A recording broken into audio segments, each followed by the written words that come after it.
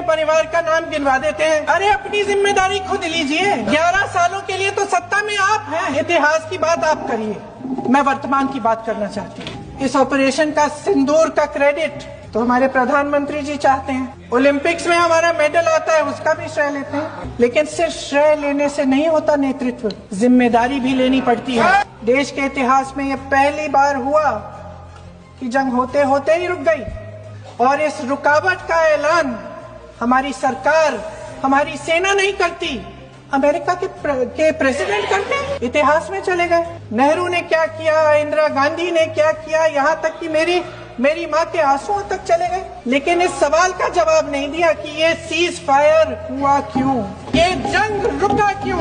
गृह मंत्री महोदय ने यूपीए सरकार के समय के आतंकवादी हमले गिने तो लगभग 25 गिनवाए थे अभी अपने भाषण में।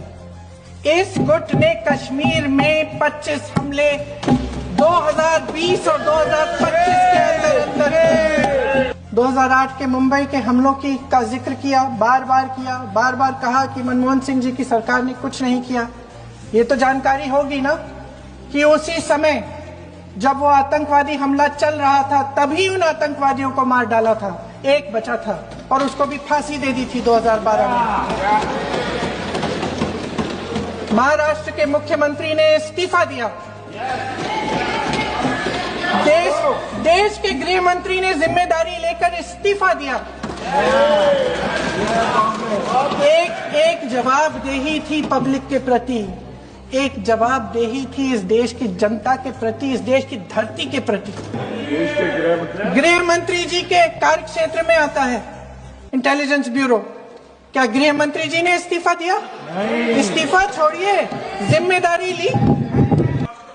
गृह मंत्री महोदय श्री अमित शाह जी के नाक के नीचे पूरा मणिपुर जल गया, दिल्ली में दंगे हुए, पहलगाम में हमला हुआ, और आज भी वे उसी पद पर बैठे हैं। क्यों? मेरी माँ की आंसू की बात किए, मैं इसका जवाब देना चाहती हूँ। मेरी माँ के आंसू तब गिरे जब उनके पति को आतंकवादियों ने शहीद किया, जब वे मात्र 44 साल की थी। और आज अगर मैं इस सदन में खड़ी हूं और उन 26 लोगों की बात कर रही हूं, मैं इसलिए कर रही हूं क्योंकि मैं उनका दर्द जानती हूं, महसूस करती हूं। उस दिन पहलगाम में 26 परिवार उजड़ गए, उनमें से 25 भारतीय थे।